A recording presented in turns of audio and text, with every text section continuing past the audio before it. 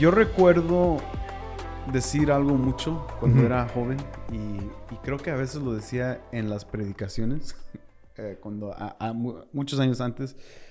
Pero recuerdo cuando gente nos preguntaba o hacía referencias a la segunda venida de Cristo. Una de mis favoritas respuestas era, bueno, en realidad no sé, pero no me importa porque no voy a estar aquí en el rapto o cuando en ese tiempo del anticristo. Pero lo que no me daba cuenta es que ya estaba aplicando o implicando algo en una postura pretribulacional, donde yo decía, sin saber qué era, o tal vez porque sí vi esas películas del rapto, de Left Behind series, tal vez viendo eso, tal vez eso en mi subconsciencia me enseñó teología y decía, bueno, pues no, pues ¿qué me importa? O sea, no me importa porque no voy a estar. So, ¿para qué me preocupo? Y parte fue de una de las razones por cual ignoré el libro de Apocalipsis por tanto tiempo, excepto los primeros 3 capítulos. Pero en mi ser creía en lo que es un rapto pretribulacional. Que es cierto de los aspectos de la tribulación. De la tribulación. Y eso te da como a entender... Porque lo mismo, o sea, yo de niño, o sea, crees lo mismo sin saber que hay una postura o viceversa, que existen más posturas. Donde yo siempre creí, todos los cristianos afirman, vamos a decir, un estilo de lo que llamaríamos pretribulacionalismo o pretribulación. ¿Tú creías lo mismo? Lo mismo, por lo mismo de que yo recuerdo, tenía como unos 11, 12 años ver las películas, las antiguas de Left Behind y a mí más que nada me daba miedo porque no quería estar vamos a decir, en la tribulación y mucho menos ser dejado por Cristo, porque luego, dependiendo de las ramas que existen también dentro del pretribulacionalismo, si te quedas, ya no hay esperanza para ti porque eres gentil. Y hay cosas que venían a la mente. Si yo decía, si yo me quedo aquí, y luego hasta ahí quedé. So en ese aspecto sí era muy como... Yo lo creía sin saber que existía la postura, pero también... Por mucho tiempo pensé que todos, afirmaban la misma postura, la misma creencia. Y lo que me daba, bueno, en ciertas posturas pretribulacionales, lo que me daba mi esperanza era que en varias de las películas que vi, aquellos que se quedaron en el rapto tenían la oportunidad de negar la marca de la bestia. Y luego... Que le mochaban la cabeza. Entonces decía, bueno, pues mínimo me mocho la cabeza y me voy. Y me voy, Y las películas mostraban, no podías comprar sin la marca y todo el rollo. Y bueno, el año pasado muchos creían que el cover era y la vacuna. Y ahora que lo quieren dar en tu iPhone. Pero nada de eso tiene que ver con la escatología en lo que estamos hablando. Entonces, eso subconscientemente nos presenta... esta postura de pretribulación. Entonces, si lo definimos para describir cada postura, en estas posturas todas están afirmando un milenio literal. ¿Ok? Entonces... caen bajo la rama de premilenianismo. Premilenianismo. Un milenio literal, 1000 años. Y pretribulación dice... Jesús arrebata la iglesia antes de la tribulación. Exacto. Y es donde entra ese periodo de 7 años de tribulación. Entonces, y ya después de eso, Jesús regresa con su iglesia para establecer el reino. Y luego el juicio eterno, etcétera, y todo lo demás. Y ahí...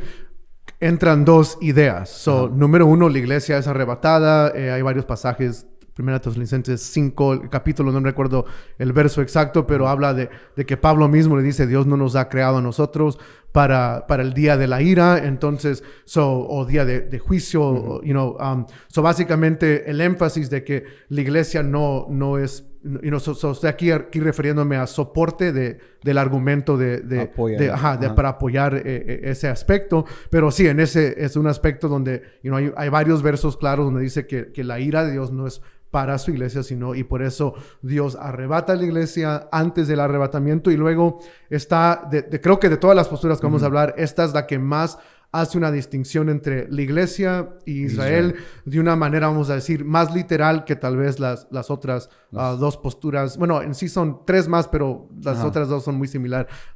Pero so básicamente hace esa distinción del tiempo de los gentiles y luego la tribulación, que sería para los judíos y para el no creyente, que es como una distinción que de nuevo creo que las demás posturas no hacen tan claramente como la hace esta postura. Y aunque no vamos a hablar de eso mucho, pero está muy pegado con una rama de milenialismo que es dispensacionalismo, que también es una distinción entre premilenialismo y esa palabra que es muy difícil de decir en español para mí, pero esos dos, aunque creen en un milenio literal, hay un aspecto histórico, el premilenialismo histórico y el premilenialismo dispensacional. De eso vamos a hablar después cuando hablemos de perspectivas del milenio, pero sí, esta pretribulación das esas definiciones y a la misma vez al no, o más bien a distinguir o separar la iglesia de Israel, también una de las cosas que prepara el pretribulacionismo a la iglesia es que la iglesia entonces, ¿qué está esperando? Exacto. Entonces, que es la venida de Cristo, ¿verdad? Entonces, para el que cree o afirma en una pretribulación, su anticipación para esa persona es la segunda venida de Cristo. Ok, entonces, después, las otras posturas, dijimos que hay 2, 3 más, pero las otras posturas podemos hablar, una que es media rara, que creo, al estudiarla, cuando estudiamos Daniel capítulo 9, nos introduce al concepto de 3 años y medio. Después del 3 años y medio, el anticristo va a hablar mucho más blasfemia y va a hacer mucho más caos en el mundo. Y eso es lo que se llama media tribulación. Y pre-ira, que es la otra, es muy similar. Están pegadas. Las dos básicamente afirman lo mismo. Ellos hacen una distinción entre los términos tribulación y la ira de Dios. Y entonces todo creyente va a pasar por la tribulación. Lo ven. Aquí estamos hablando de las trompetas de Apocalipsis. Hay 7 en total. Ven las primeras 6 como catástrofes o juicios, lo que ellos llaman juicios naturales. O sea, son terremotos, son cosas naturales. Solo ven esa parte de la tribulación. Entonces le toca a la iglesia pasar. Pero después de 3.5 años viene la última trompeta, donde ya habla de la ira de Dios, the bowls of wrath, que se habla, las copas de ira. Y entonces esa séptima trompeta anuncia eso. Ellos hacen esa distinción en el tiempo. Y ambas posturas, media tribulación y pre-ira, creen en lo mismo, solo que, o afirman, vamos a decir, usan los mismos argumentos. La única diferencia es cuestión de tiempo. Media tribulación afirma 3.5 años, la pre-ira un poco después de esos 3.5 años, pero usan, esa es básicamente esa distinción que hacen en esos términos. Entonces, el intérprete tiene que hacer una distinción en la tribulación y gran tribulación. Porque para muchos es lo mismo. Para otros es la distinción, diferente, ¿verdad? Entonces estamos hablando de gran persecución en tiempos de la iglesia. Estamos hablando de otro periodo más intenso de persecución. Que si analizamos estas posturas viendo sus aspectos positivos, obviamente Daniel menciona este periodo de 3 años y medio o 3 días y medio dentro de la semana y hace esta distinción y creo que hay cierto nivel bíblico que uno lo puede asimilar de esa manera, pero entonces el intérprete tiene que ajustarse a decir, bueno, la tribulación pequeña o tribulación normal opera estos 3 años y medio y luego viene este año, estos 3 años intensos de persecución. para mí, y no revelando nuestras posturas ni nada de eso, pero eso me hace hacer muchas preguntas aún naturales, estudiando la historia de la iglesia. ¿Qué de la iglesia del primer siglo, del segundo siglo, que sufrieron persecución intensa de una magnitud terrible a través de estos emperadores? Sí. Entonces, ¿qué hacemos? Fueron quemados, o sea, ¿qué más intenso que eso? Sí, exacto. Y de nuevo, yo creo que ya hay validez en ese aspecto. Pero para no dar nuestras cartas y todo, pero es básicamente, eso es lo que la postura afirma y se basan básicamente como en las trompetas para hacer, para afirmarlo de un aspecto bíblico. Y luego está bueno, yo diría la tercera o cuarta, dependiendo, porque para mí media y pre-ira son similares, excepto es solo una cuestión de tiempo. Pero los argumentos son similares. Y luego está post-tribulación. Y no sé si quieres comentar un poco acerca de ello. Bueno, tenemos ya hemos hablado pre-tribulación, media tribulación y pre-ira, más o menos. Sí. Y ahora post-tribulación, que es interesante porque post-tribulación es favorable dentro de los padres de la iglesia. El tiempo patrístico. Y los inicios y todo el inicio de la iglesia. Y aquí en la post-tribulación es un aspecto donde uno se tiene que realmente preparar firmemente porque estamos hablando de que Jesús viene después de la tribulación. Los 7 años pasan, tribulación intensa, persecución intensa y luego la recompensa y lo que Pablo dice en Tito, la esperanza bendita se encuentra en que Jesús ya viene por fin a rescatar a su iglesia en ese tiempo. Y en este aspecto, la iglesia pasa por toda la tribulación. Exacto. Son los 7 años, la iglesia está en tribulación. Y de nuevo, hay argumentos favorables en esa postura también de por qué personas afirman esa postura. Mucho tiene que ver con la palabra en sí, tribulación, que es muy general. O sea, se usa en varios textos en la Biblia y siempre presenta al cristiano pasando por tribulación. Pero esas serían, vamos a decir, las posturas más bajo esta categoría de premilianismo serían esas las tres posturas. Sí. Y en el aspecto de post-tribulación, o sea, no nos podemos meter mucho a esto porque esos videos son más rápidos. Sí. Pero en argumentos o cosas que podemos ver positivas en esto para la iglesia. Sí.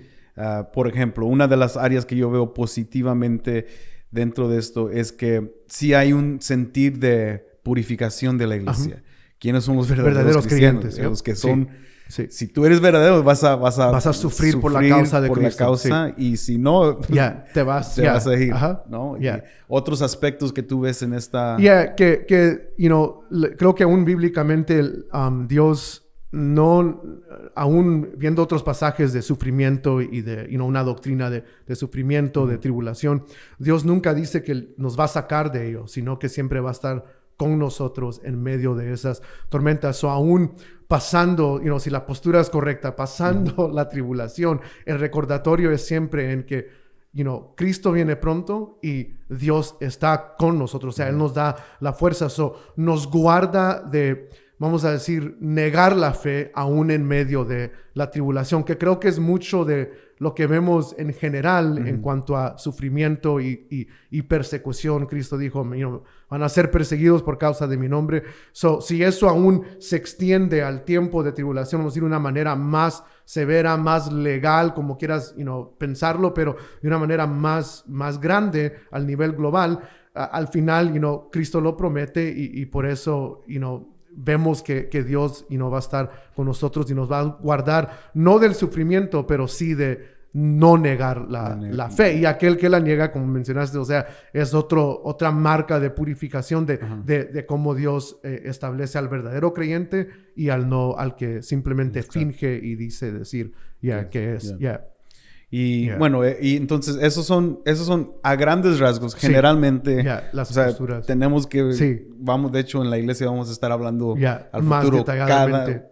dedicando una semana, 2 semanas a cada postura. Pero a grandes rasgos, resumiendo, pretribulación es... Pretribulación es Dios saca a la iglesia antes de los 7 años de la tribulación. Media tribulación. Media tribulación es la distinción entre la palabra tribulación y la ira de Dios, y 3 años y medio Dios, a la mitad básicamente, arrebata a la iglesia. De los 7 años. Sí, antes de que Él derrame su ira sobre el mundo, y preira lo mismo, solo que un poco más después de la mitad. Y post-tribulación es la iglesia pasa por la tribulación, y al final de los 7 años Cristo arrebata a su iglesia. Sí. So, yo creo que, para concluir, como un enfoque, vamos a decir, de las posturas, es que todas mínimo afirman la destrucción del enemigo, y quiero creer que a todos nos enfoca en la venida de Cristo, tal vez de una manera distinta, pero de todos modos nos recuerda de pasajes de estar alertos, de estar reconociendo. Santiago 5:7, por ejemplo, dice algo que quería leer porque se me hizo muy impresionante cómo lo conecta Santiago, pero él dice: por tanto, hermanos, sean pacientes hasta la venida del Señor. Miren cómo el labrador espera el fruto precioso de la tierra, siendo paciente en ellos hasta que recibe la lluvia temprana y la tardía. Sea también ustedes pacientes, fortalezcan sus corazones, porque la venida del Señor está cerca. Hermanos, no se quejen unos contra otros, para que no sean juzgados, y el juez está a las puertas. Me encanta el pasaje, en su contexto está hablando de de la iglesia siendo maltratada por gente rica y todo lo demás, pero lo que me encanta es que de todas las cosas que Santiago pudo haber dicho en cuanto al juez está a la puerta, él se enfoca en la unidad de la iglesia, en que el cuerpo debe estar unido. Yo creo que si hay algo que nos debe unir es recordar que nuestro enemigo no es nuestro hermano o nuestra hermana en la congregación, sino que hay un enemigo real, como dice Efesios 6, guerra espiritual, que nuestra lucha no es contra carne y sangre. Y creo que esto nos recuerda muy bien de que al final nuestro enfoque y nuestros ojos deben estar en Cristo Jesús, el autor y consumidor de nuestra fe, y debemos estar alertos en ese aspecto. Y creo que estas posturas mínimo tienen eso de acuerdo, de que esperamos la venida de Cristo y que al final el enemigo va a ser derrotado, ya sea que pasemos por un tiempo la tribulación o no pasemos, o pasemos toda la tribulación, pero al final el enemigo va a ser derrotado por Cristo Jesús, y eso nos debe animar a nosotros y unirnos también, como Santiago afirma aquí. Exacto. Bueno, no alcanzamos a hablar del anticristo que va a estar en los 7 años, pero va a ser derrotado. Exacto.